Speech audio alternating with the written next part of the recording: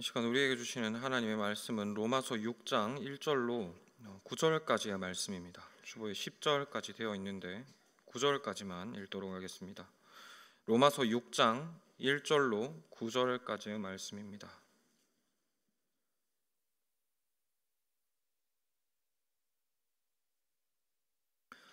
로마서 6장 1절로 9절까지의 말씀입니다. 한 절씩 교독하시고 마지막 9절은 함께 합독하도록 하겠습니다. 로마서 6장 1절로 9절입니다. 그런즉 우리가 무슨 말을 하리요? 은혜를 더하게 하려고 죄에 거하겠느냐?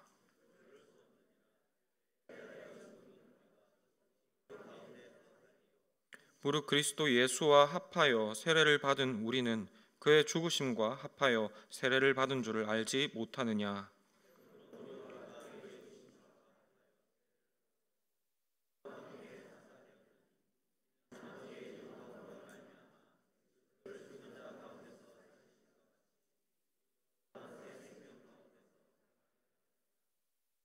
만일 우리가 그의 죽으심과 같은 모양으로 연합한 자가 되었으면 또한 그의 부활과 같은 모양으로 연합한 자도 되리라.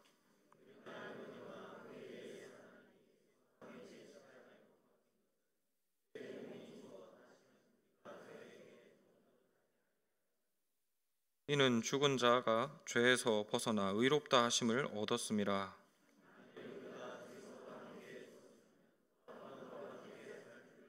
함께 읽겠습니다. 이는 그리스도께서 죽은 자 가운데서 살아나셨음에 다시 죽지 아니하시고 사망이 그를 주장하지 못할 줄을 알미로다. 아멘. 하이델베르크 요리문답 제 16주일 내용을 함께 읽겠습니다. 40문에서 44문까지입니다. 좀 내용이 긴데요. 40문에서 44문까지 제가 질문을 읽겠습니다. 여러분께서는 답을 읽어주시기 바랍니다.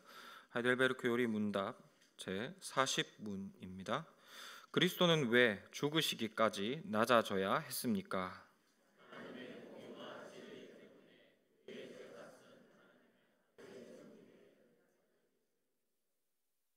41문입니다. 그리스도는 왜 장사되셨습니까?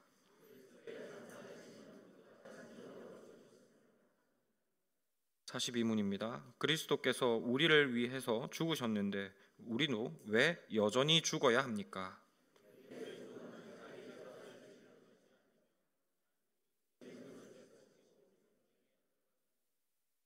43문입니다. 그리스도의 십자가의 제사와 죽으심에서 우리가 받는 또 다른 유익은 무엇입니까?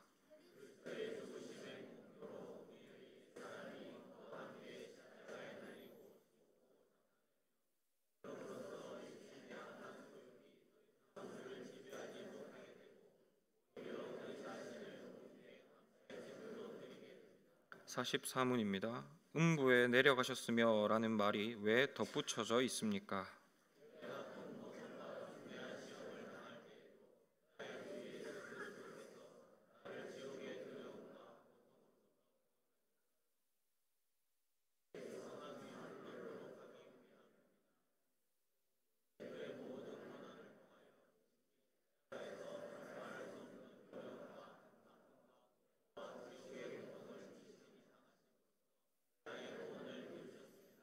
'아멘.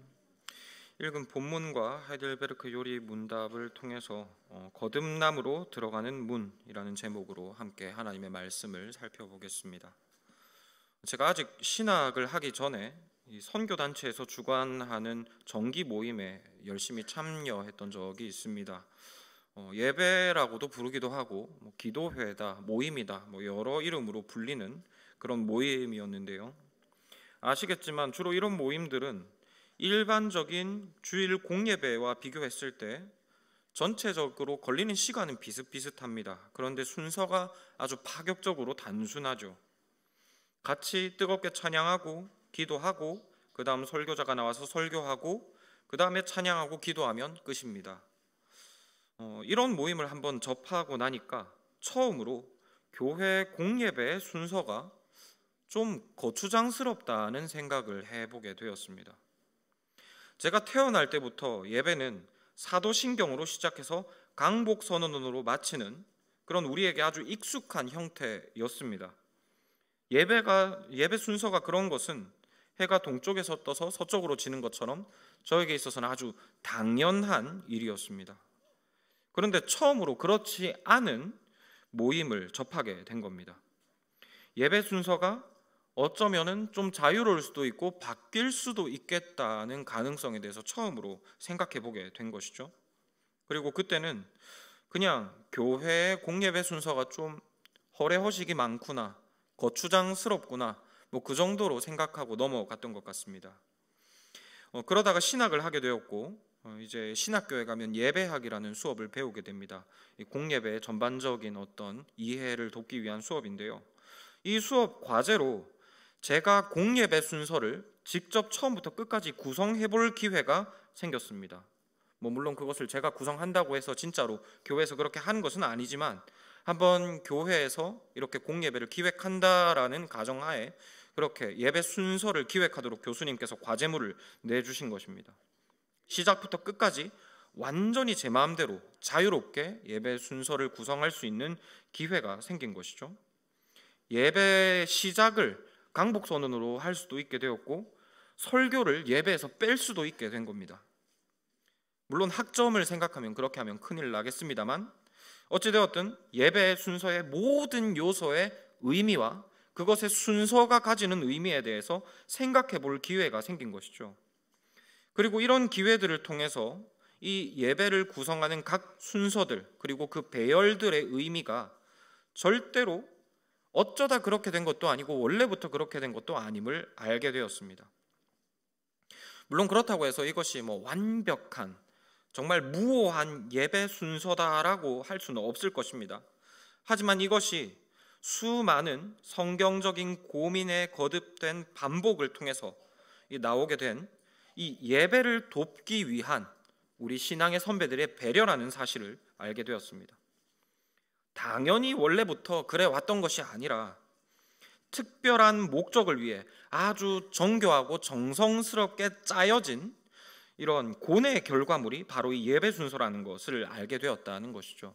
그리고 당연히 이런 이해를 가지고 예배를 드리게 되니까 이 각 예배 순서로부터 더욱 큰 은혜를 누릴 수 있게 되었습니다. 무엇을 말씀드리려는가 하면 예수님의 공생애 또한 그러하다는 것입니다. 당연한 말입니다만 예수님의 공생애는 절대로 당연한 것이 아닙니다. 우리는 예수님께서 십자가에 못 박히시고 무덤에 장사되시고 사흘 만에 부활하시고 승천하신 것, 이 모든 일련의 과정에 대해서 너무 익숙합니다.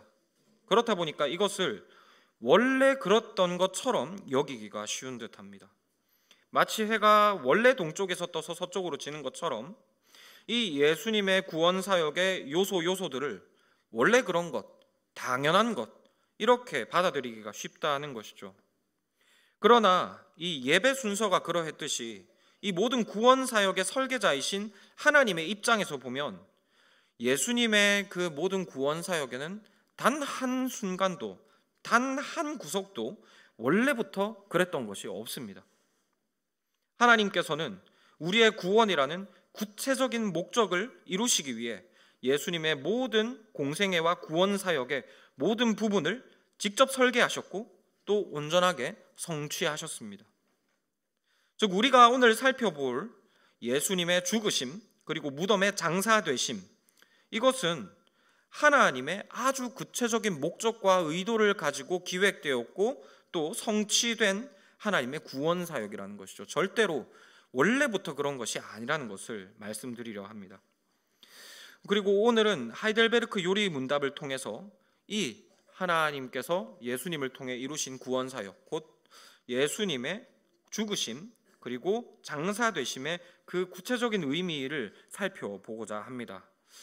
그런데 읽어보셔서 아시겠지만 이 16주일 요리 문답 내용이 좀 많이 깁니다.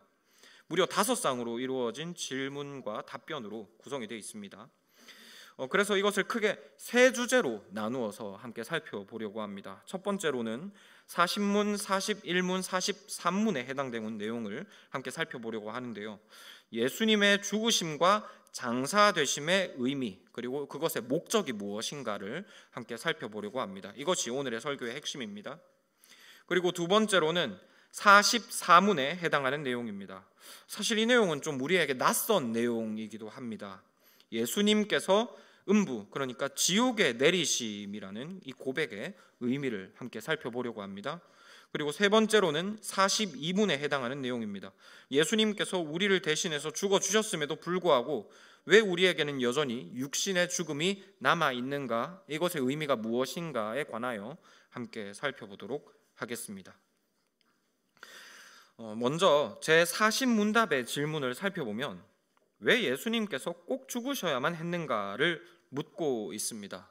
그리고 이것은 앞서 말씀드린 대로 성경 이야기에 익숙한 우리에게는 왜 해가 동쪽에서 떠서 서쪽으로 지느냐고 묻는 질문만큼이나 참 신박한 질문입니다.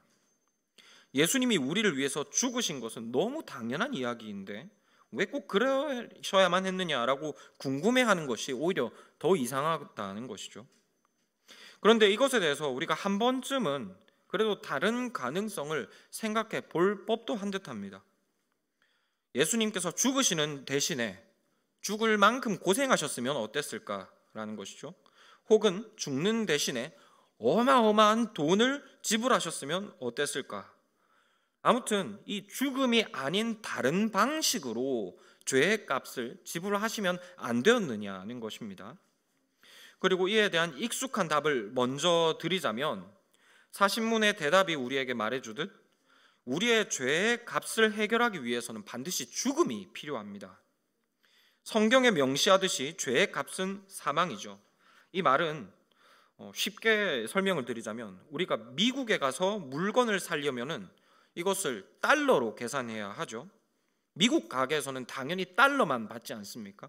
그것처럼 이 죽음의 값을 지불하기 위해서는 그 값을 반드시 사망으로 치루어야 한다는 의미입니다. 이런 이유로 예수님은 우리의 죄의 값을 해결해 주시기 위해서 죽으실 수밖에 없으셨습니다. 죄의 값은 죽음으로만 해결되기 때문에 예수님께서 죽으셨다는 것이죠. 이 내용에 대해서는 우리가 앞서 중보자에 관한 설교를 통해 벌써 여러 차례 살펴보았습니다. 그래서 더 다루지는 않겠습니다.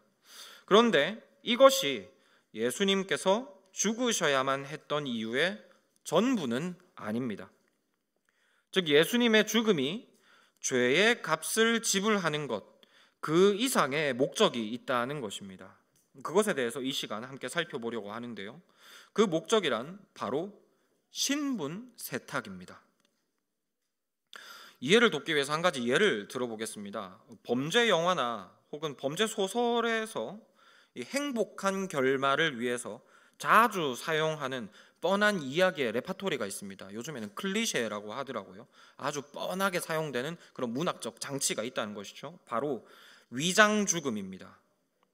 주로 주인공이 감당할 수 없는 범죄를 저질렀을 때 혹은 정말로 감추고 싶은 부끄러운 과거로부터 달아나기를 원할 때 그때 사용되는 문학적 장치인데 바로 위장 죽음이죠.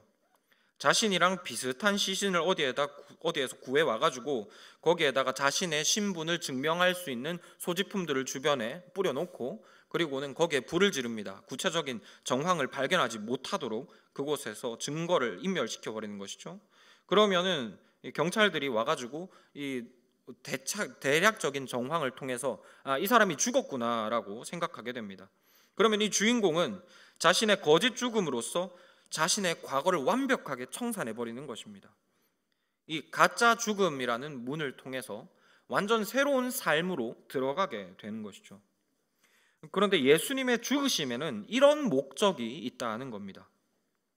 말하자면 예수님의 죽으심은 예수님만의 죽으심이 아니라는 것입니다.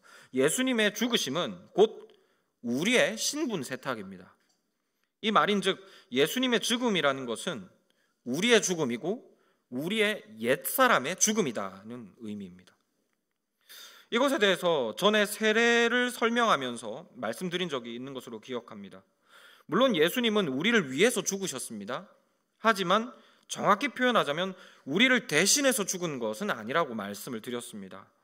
우리와 함께 죽으신 것이죠. 골로새서 2장 12절 말씀입니다. 너희가 세례로 그리스도와 함께 장사되고 또 죽은 자들 가운데서 그를 일으키신 하나님의 역사를 믿는 믿음으로 말미암아 그 안에서 함께 일으키심을 받았느니라.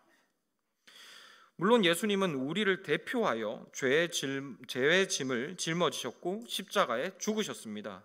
그런데 이 말씀이 우리에게 보여주듯 이것은 예수님 혼자 죽으심이 아닙니다. 이것은 예수님께 연합된 모든 이들과 함께 죽으심입니다. 그리고 이 사실을 우리에게 잘 보여주는 것이 바로 세례 예식입니다. 원래 세례라고 하는 것은 사람 머리 위에 물을 뿌리는 것이 아니죠. 사람을 원래 아주 물에 담그는 것입니다. 노골적으로 표현하면 사람을 물에 담궈서 죽이는 예식입니다. 이 물에 빠지는 세례 예식을 통해서 세례 받는 자가 예수님과 함께 십자가에서 죽었음을 상징적으로 보여주는 것이 바로 이 세례 예식인 겁니다. 비록 그렇다고 해서 우리가 물리적으로 십자가에 못 박혀 죽은 것은 아니고 또 세례받을 때 익사한 것은 아니지만, 그럼에도 우리는 이 사람이 물에 잠기는 상징을 통해서 이 수세자가 예수님과 함께 십자가에 죽었음을 고백한다는 의미가 담겨 있는 것이죠. 그리고 이후에 살펴보겠습니다만, 이 세례를 받고 물속에서 나오는 그 사람은 이 물속에 들어가기 이전에 그 죄인이 아닙니다. 세례를 받기 이전에 그 죄인은 물속에서 예수님과 함께 죽었고, 세례를 받으면서 물에서 나오는 사람은 부활하신 예수 그리스도께 연합된 예수 그리스도의 지체입니다. 이전에 물에 들어가던 그 사람과 물에서 나오는 사람은 아예 다른 사람인 것이죠. 즉 세례라고 하는 것은 이 죽음이라는 물을 통해서 옛 죄인의 신분이 완벽하게 청산되어지는 그야말로 죽음의 신분 세탁인 것입니다. 그리고 이를 보면 왜 예수님께서 꼭 죽으셔야 했는지를 우리가 알 수 있습니다. 예수님께서 죽지 않으시면 그분께 연합된 우리에게도 죽음이 없습니다. 죽지 않으면 새 출발을 할 수가 없죠. 죽지 않으면 이전의 죄값이 그대로 남아 있습니다. 말하자면 예수님은 우리를 살리시기 이전에 먼저 죽여주시기 위해서 우리를 위해 죽으신 것입니다.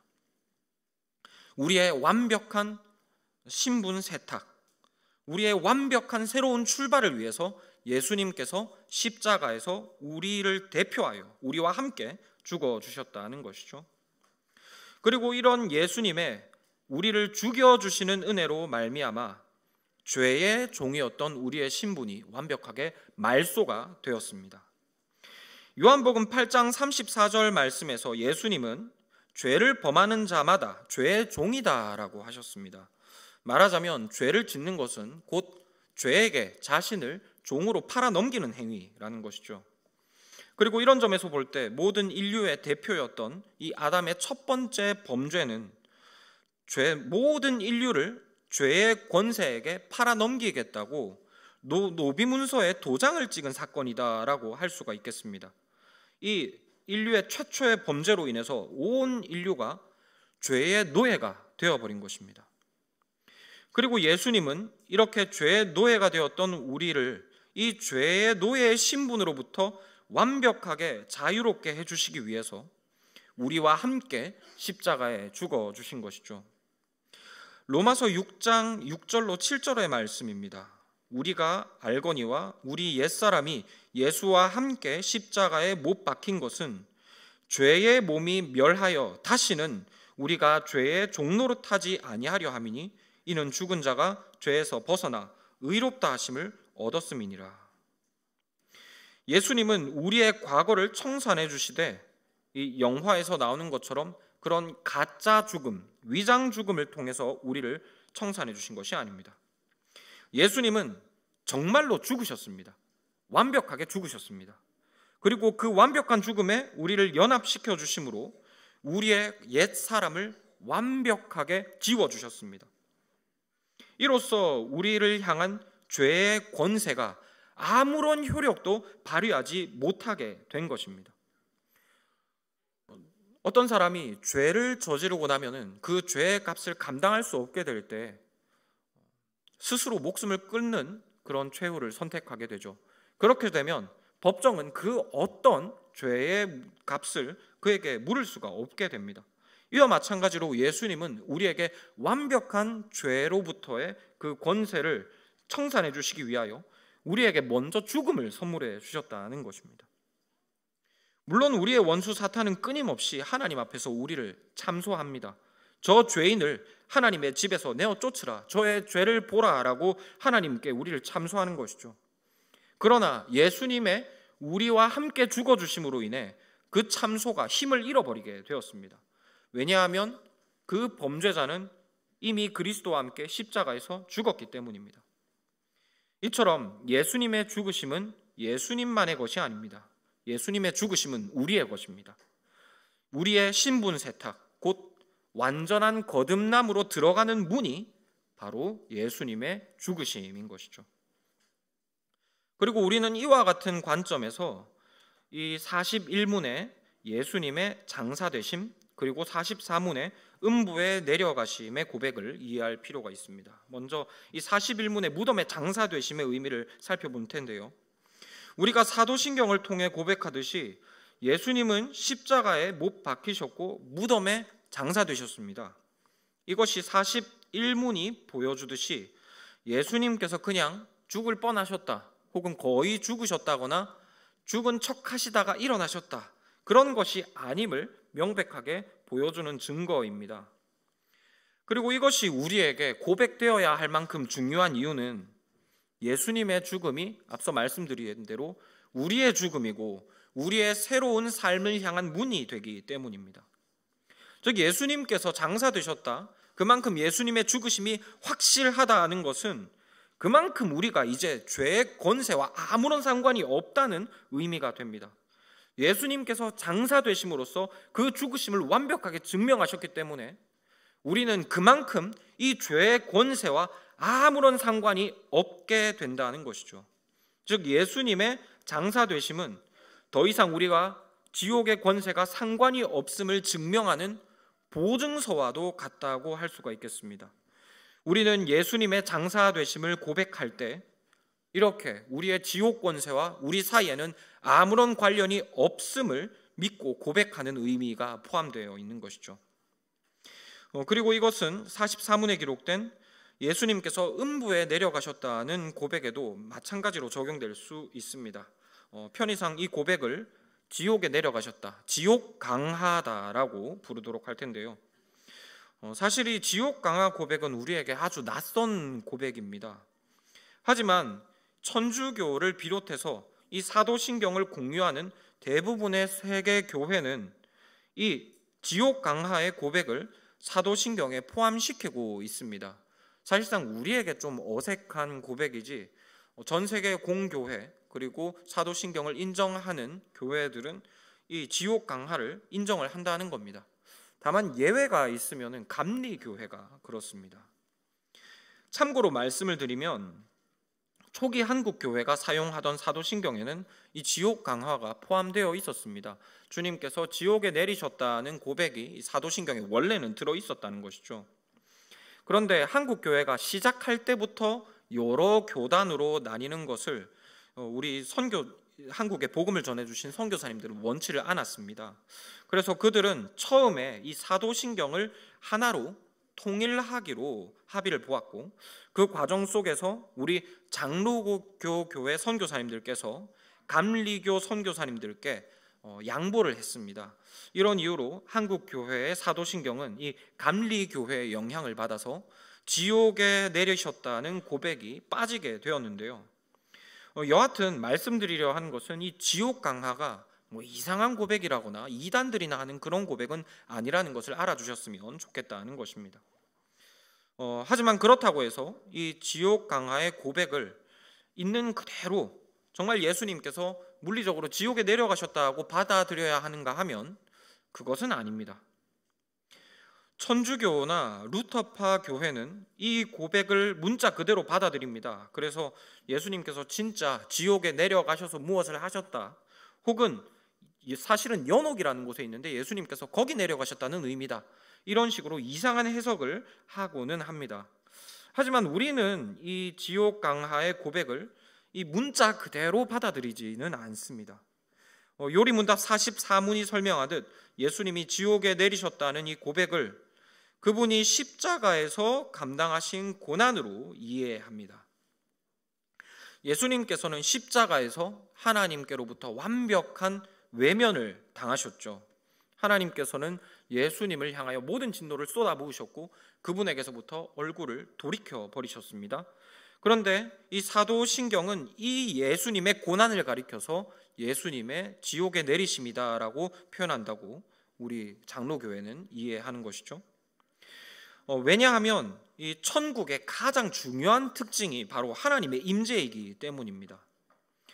천국을 우리가 복스럽다라고 말하는 이유는 하나님의 임재가 천국에 가득하기 때문이죠. 그리고 이것을 반대로 표현하면 지옥이 그만큼 끔찍한 이유는 하나님의 임재가 그곳에 없기 때문입니다. 이런 이유로 우리 신앙의 선배들은 지옥을 가리켜서 하나님의 임재가 사라진 곳이다라고 자주 표현을 했습니다. 그리고 이런 맥락에서 볼 때 하나님의 임재가 가리워진 이 예수님의 십자가는 그야말로 예수님께 있어서는 지옥인 것이죠. 그리고 우리는 예수님께서 지옥에 내리셨다는 고백을 이런 의미로 이해한다는 겁니다.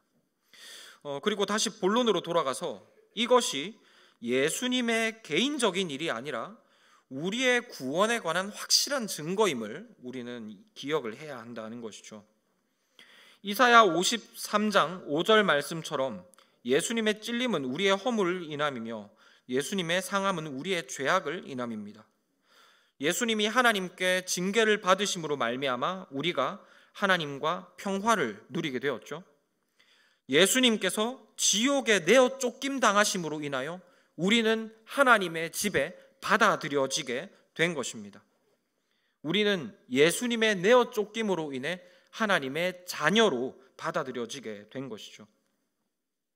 비록 우리의 사도신경에는 이 내용이 포함되어 있지 않습니다만 예수님의 지옥 강하에 대한 고백에는 이와 같은 예수님의 의미를 확신하는 의미가 포함되어 있는 것을 기억하시기를 바랍니다. 그리고 이로써 정리해 보자면 이 예수님의 행적, 그리고 그 중에서도 특별히 이 사도신경에 기록되어진 예수님의 행적들에는 무엇 하나 원래부터 그런 것도 없고 당연히 그런 것도 없습니다. 예수님의 죽으심, 그리고 무덤에 들어가 장사되심, 이로써 지옥의 고통을 감당하심, 이 모든 예수님께 대한 고백 안에는 모두 우리의 거듭남에 대한 확실한 증거와 감사의 제목들이 담겨 있는 것이죠. 이것이 바로 오늘의 요리문답을 통해 우리가 살펴보아야 할 예수님의 죽으실 수밖에 없으셨던 이유의 의미입니다. 그런데 솔직하게 말해서 이와 같은 이 예수님의 죽으심을 통해 우리가 들어가게 되었다고 하는 이 우리의 거듭남, 이것이 우리의 일상 가운데서 확실히 느껴지는가라고 물었을 때는 사실 그렇지 않다는 것이 우리의 솔직한 대답일 것입니다. 죄의 권세에 대해서 우리가 예수님과 함께 이미 죽었고 우리가 예수님과 함께 하나님을 향하여 거듭났다고 하는데, 그런데 이게 잘 체감이 안 된다는 것이죠. 정말로 우리가 죽었다가 살아났다면, 정말로 죽음으로써 우리의 옛사람이 청산이 되었다면, 그렇다면 우리에게는 정말로 체감되어지는 새로운 삶이 있어야 할 텐데 그것이 그렇게 잘 실감나지는 않는다는 것입니다. 물론 항상 그런 것은 아닙니다만 대체적으로 우리는 죄를 좋아하지 않습니까? 거룩한 것은 귀찮아합니다. 과연 이 정도의 수준이 예수님께서 우리에게 허락해 주신 그런 새로운 삶, 거듭남의 삶이 맞느냐는 질문이 들 수밖에 없다는 것입니다. 그리고 이에 대해 설명을 드리자면, 물론 우리는 세례를 통해 이미 예수님 안에서 죽고 또 새로운 출발을 시작했습니다. 거듭남의 삶 가운데로 들어가게 된 것입니다. 하지만 그럼에도 우리의 거듭난 삶은 이미와 아직 사이에 놓여 있습니다. 사도 바울은 로마서 7장의 말씀을 통해 이와 같은 성도의 상황을 잘 표현하고 있습니다. 로마서 7장 24절로 25절의 말씀입니다. 오호라, 나는 곤고한 사람이로다. 이 사망의 몸에서 누가 나를 건져내랴. 우리 주 예수 그리스도로 말미암아 하나님께 감사하리로다. 그런즉 내 자신의 마음으로는 하나님의 법을, 육신으로는 죄의 법을 섬기노라. 분명 우리는 예수 그리스도의 십자가에 연합됨으로 새로운 사람으로 거듭났습니다. 죄의 노예로 살아가던 우리의 옛사람은 이미 십자가에 못 박혀 죽었고, 우리는 부활하신 예수 그리스도께 연합되어 새로운 피조물이 되었습니다. 하지만 그럼에도 사도 바울이 고백하는 것처럼 우리는 여전히 사망의 몸 안에 살아가고 있고 죄의 영향력에 휘둘리고 있습니다. 사도가 고백하듯 마음으로는 하나님의 법을 따르고 싶어 하는 게 있긴 합니다. 하지만 육신으로는 죄의 법을 여전히 섬기려 하는 것도 사실입니다. 이처럼 우리가 이 땅에서 경험하는 이 거듭남은 이미 새로워진 삶이기도 하지만 동시에 아직은 온전하지 못한 새로운 삶이기도 한 것이죠. 하지만 우리가 세례를 통해 그리스도의 영적인 죽음에 동참하게 되었을 때 우리가 그리스도의 영적인 생명, 곧 성령을 받게 된 것처럼 우리는 우리의 육신을 장차 통과하게 될 때 온전한 거듭남에 이르게 될 것입니다. 이로 볼 때 성도에게 있어서 육신의 죽음은 죄의 결과가 아니라 온전으로 들어가는 문입니다. 거듭남이 완성되는 문이 바로 성도의 죽음인 것이죠. 이런 이유로 요리문답 42문은 성도의 죽음은 죄의 결과가 아니라 죄를 그치는 문이며 영생으로 들어가는 문이다라고 설명하고 있습니다. 여기에서 말하는 죄의 그침 그리고 영생, 이것은 사실상 동일한 의미입니다. 왜냐하면 이 성경이 말하는 영생이라는 것은 단순하게 무한한 시간을 산다는 의미가 아니라 하나님스러운 삶을 산다는 의미이기 때문입니다. 즉 42문이 말하는 성도의 죽음의 의미는 앞서 살펴보았던 성도의 거듭남이 완성되는 문인 것입니다. 이전에는 육신의 소욕에 얽매여서 하나님을 온전히 즐거워할 수 없었지만, 우리의 육신의 한계에 얽매여서 하나님을 온전히 기뻐하는 삶을 살 수 없었지만, 우리가 성도의 죽음이라는 문을 통과하게 될 때 하나님을 온전히 즐거워할 수 있게 되고 온전히 하나님스러운 삶을 살 수 있게 된다는 것이죠. 비로소 예수님께서 이미 허락해 주신 그 신분 세탁, 곧 죄인이 죽고 하나님의 자녀로 거듭나는 그 거듭남의 삶이 완성되는 것입니다. 그래서 세상의 죽음은 종말이요 끝이지만 성도의 죽음은 완성이며 영광인 것입니다. 이로써 오늘의 말씀을 맺고자 합니다. 오늘의 말씀을 정리해 보자면 예수님의 죽으심은 결코 당연한 것이 아닙니다. 이것은 우리에게 거듭남을 주시기 위해 아주 철저하게 계획되어진 구원 사역입니다.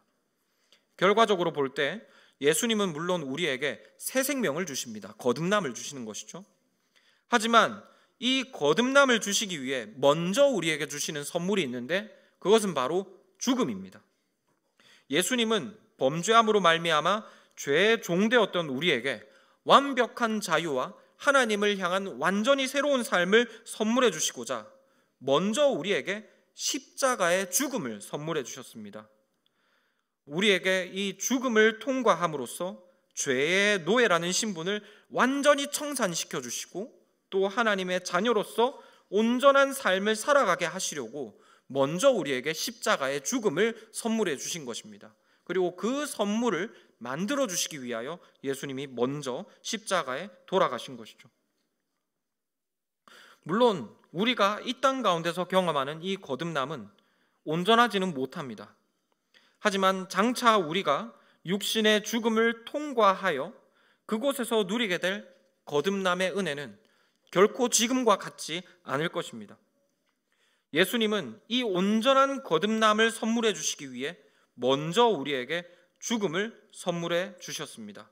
그리고 우리의 성도들의 죽음이 복되도록 장차 우리가 죽음을 통하여 우리에게 온전히 거듭나는 삶을 선물해 주실 것입니다. 즉 예수님의 죽음은 우리에게 완전한 신분 세탁, 곧 거듭남으로 들어가는 문이 된다는 것입니다. 이것이 바로 그리스도의 죽으심과 장사되심을 믿는 믿음의 의미입니다. 그리고 이런 믿음은 이미와 아직 사이에 놓여 있는 우리의 연약함을 굳게 붙잡아 줄 수 있습니다. 비록 우리가 보기에 우리의 삶은 새로울 것이 하나 없어 보일 때가 많습니다. 하지만 오늘 우리가 살펴본 이 고백은 우리의 삶이 결코 그러하지 않음을 우리에게 교훈해 주고 있습니다. 예수님의 죽으심과 장사되심은 우리의 새로운 삶을 보증하는 보증서가 됩니다.